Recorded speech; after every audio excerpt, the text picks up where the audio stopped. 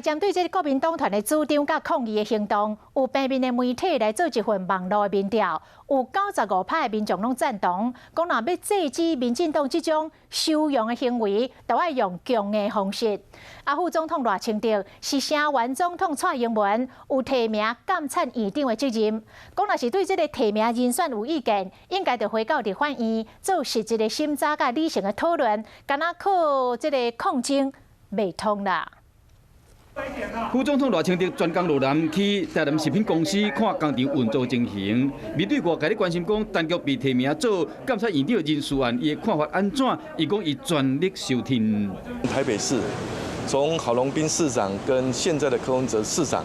或者是新北市朱立伦市长，以及之前的周习伟市长，去看一看这12年3个市政府期间，哪一个市政府被 纠正的案子比较多，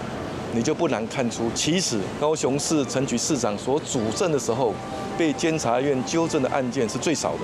强调有其他县市的前首长身上的纠正案比当局更较侪，并且表示讲，总统蔡英文有责任提名监察院长。 若是讲大家有意见，应该回归立法院理性审查去讨论。副总统赖清德、高雄市长补选的参选人，但其嘛拢表态收听。平面媒体嘛针对国民党主张甲突袭立法院行为，做一份网络的民调。到目前为止，赞同制止民进党收容行为，爱用强硬方式表达的人有95%。虽然这只是部分民众的看法，无多代表全面的意见。因过为了这个监察院长的为国民党的抗争行动，恐惊无遐简单就结束。